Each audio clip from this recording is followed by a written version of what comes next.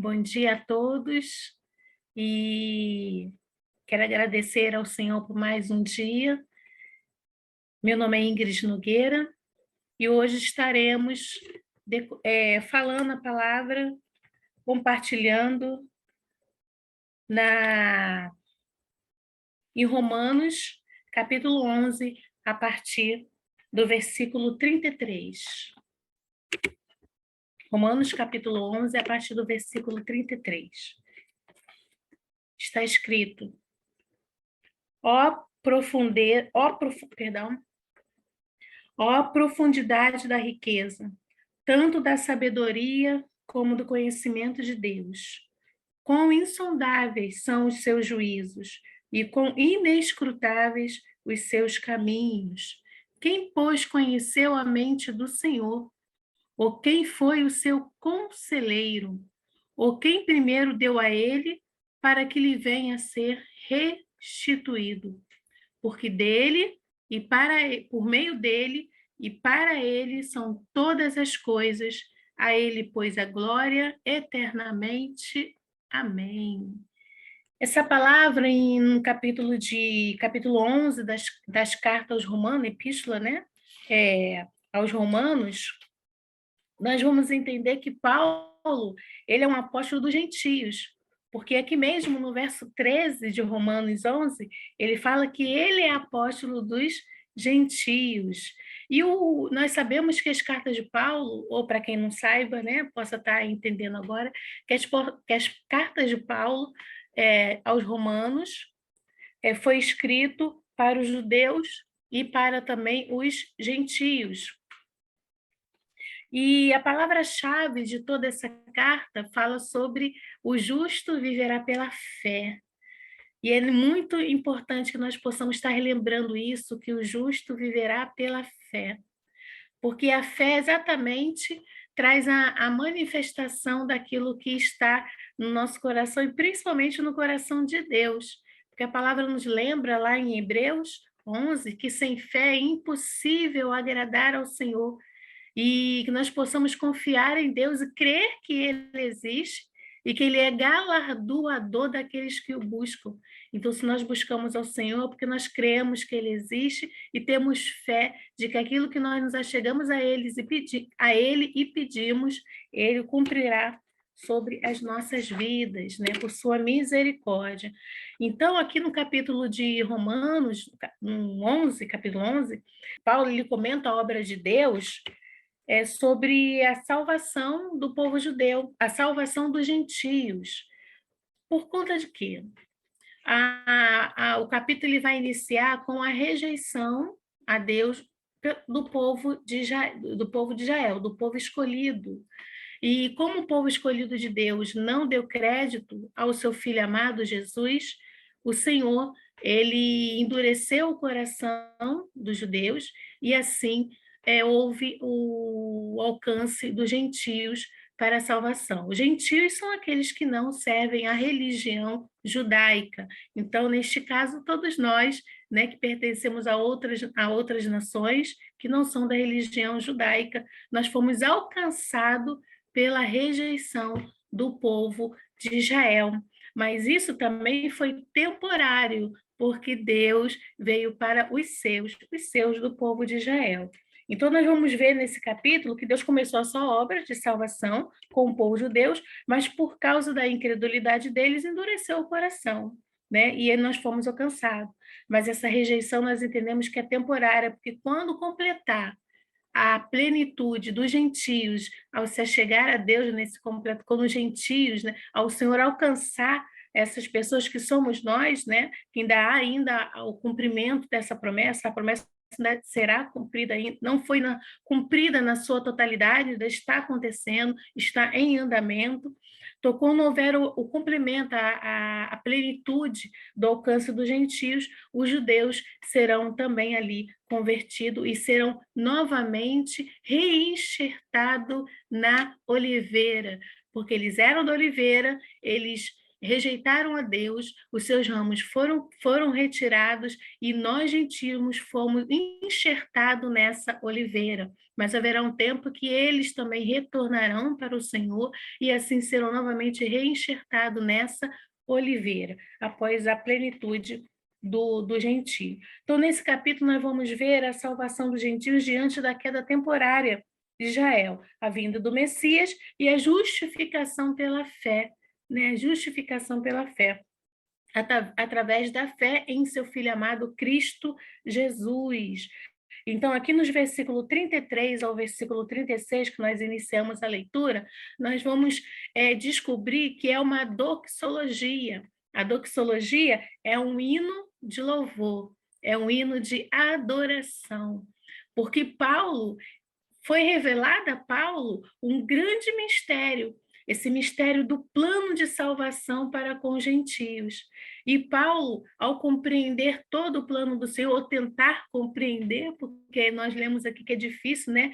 É inescrutáveis os caminhos do Senhor, é insondáveis ali os seus pensamentos. Paulo também entendeu como é difícil, né, compreender os caminhos de Deus, mas ele teve a certeza de que tudo que Deus faz é bom, tudo que Deus faz é agradável, tudo que Deus faz é maravilhoso e sempre será para um fim proveitoso, ainda que venhamos a passar por adversidade, ainda que venhamos a passar por tribulação, mas o resultado com Deus é de crescimento, é de fortalecimento, é de confiança, é de fé e nos levanta para continuar na caminhada. Então, esses versículos, dos versos 33 ao 36, falam exatamente das maravilhas da sabedoria dos caminhos do Senhor. Muitas vezes queremos entender aquilo que o Senhor realiza sobre as nossas vidas. E às vezes não conseguimos entender na sua plenitude, na sua completude, mas o Senhor sempre nos responde, nos esclarece a respeito da situação. Talvez não como todo, mas ele entra com o consolo da sua palavra. E Paulo, entendendo essa grandeza de Deus sobre a vida do povo gentio e o que há de esperar também sobre a vida do povo judeu, do povo de Israel, que rejeitou o Senhor, que Deus ele encerrou seus corações. Porque aqui no verso 32 do capítulo 11 está escrito: porque Deus a todos encerrou na desobediência, a fim de usar de misericórdia para com todos. E assim, e as misericórdias do Senhor não têm fim. Elas se renovam todos os dias, e nesta manhã se renovou sobre as nossas vidas mais uma vez, assim como está escrito lá em Lamentações, no capítulo 3, que as misericórdias do Senhor são a causa de nós não sermos consumidos, e que nesta manhã nós possamos relembrar dessa grandeza de Deus, dessa oportunidade que o Senhor tem nos dado, mais um dia, de meditarmos nele, de nos consertarmos diante dele, de se nos arrependermos dos nossos pecados, nos achegarmos a ele mais uma vez e reconhecer que a misericórdia do Senhor está sobre a nossa vida mais esse dia. E ele começa com esse hino de louvor dizendo: ó profundidade da riqueza, tanto da sabedoria como do conhecimento. É profundo demais a riqueza da sabedoria. É profundo demais a riqueza do conhecimento de Deus. Mas se nós desejamos sabedoria para administrarmos a nossa vida, para administrarmos todas as áreas da nossa vida, seja ela sentimental, seja ela financeira, né, profissional, ministerial, não importa, porque a palavra do Senhor que nos revela na Epístola aos Tiago, no capítulo 1, no verso 5, que o Senhor ele nos orienta através dessa carta, se desejamos sabedoria, que possamos pedir a Deus, que Ele nos dá liberalmente. E precisamos dessa sabedoria para administrar a obra que o Senhor confiou nas nossas mãos, para que possamos administrar aquilo que o Senhor confia sobre as nossas vidas. Então ele fala, ó profundidade da riqueza, tanto da sabedoria como do conhecimento, com insondáveis, né? Insondáveis são os seus juízos. Insondável fala sobre aquilo que é impossível de ser compreendido.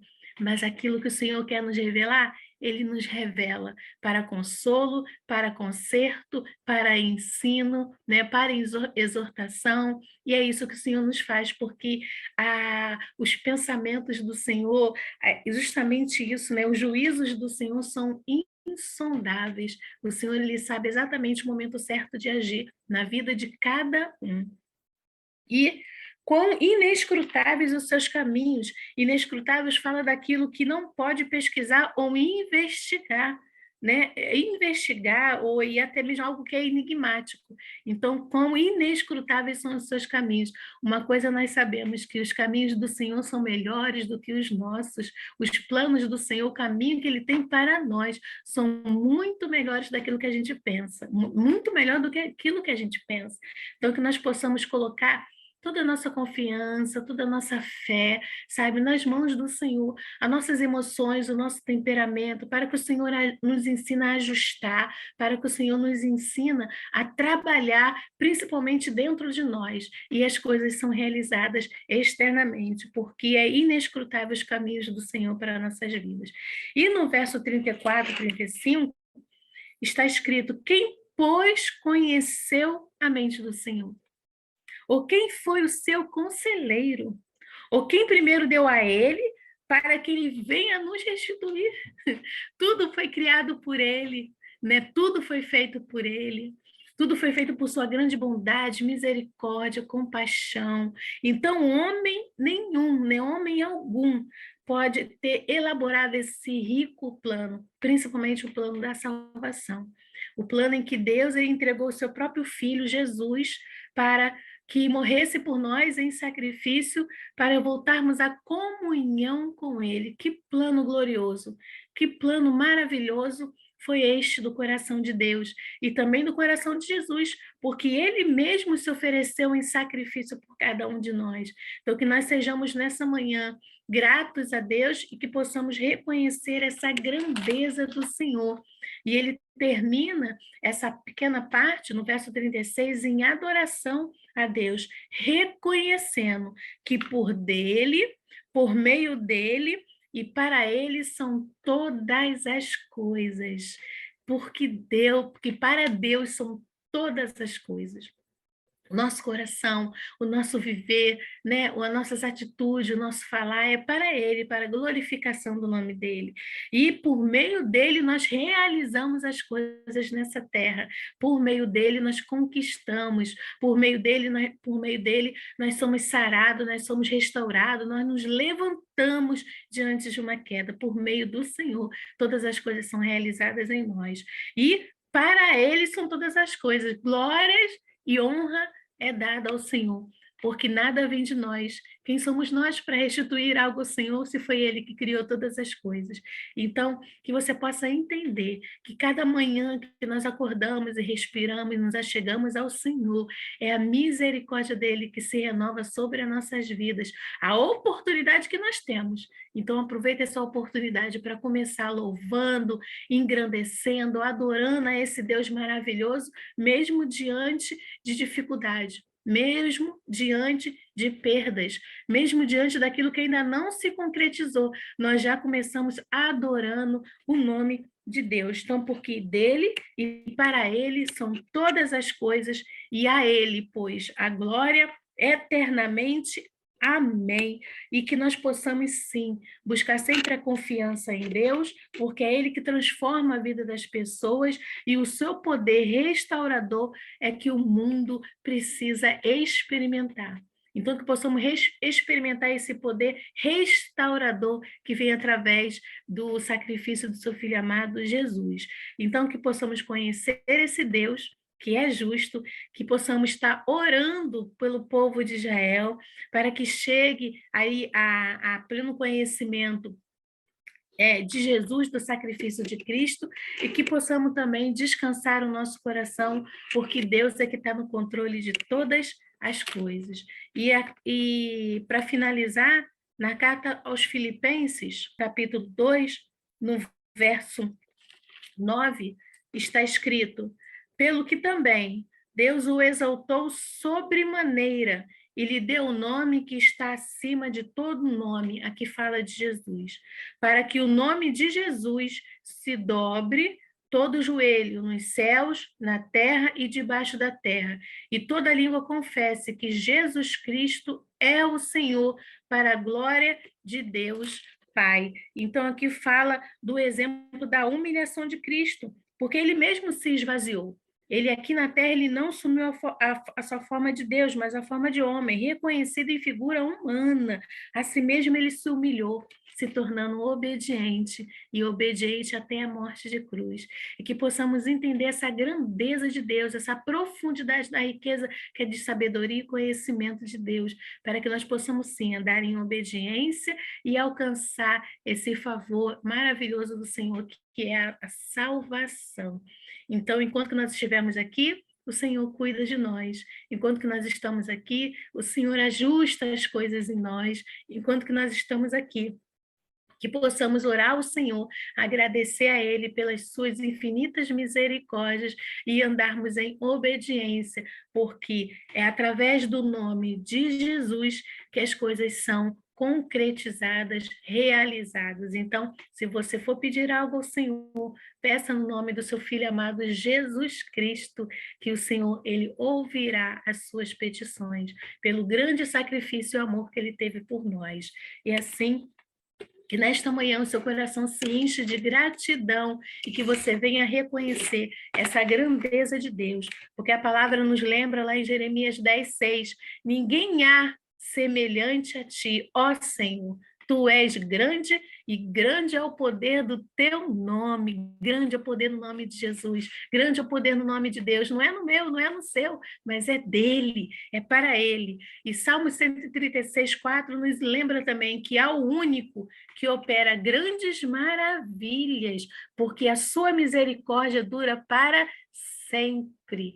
E também nos lembra lá em Isaías, no capítulo 40, no verso 28, não sabes, não ouviste, que o eterno Deus, o Senhor, o Criador dos fins da terra, nem se cansa, nem se fadiga, não se pode esquadrinhar o seu entendimento. Está lá em Isaías, no capítulo 40, no verso 28.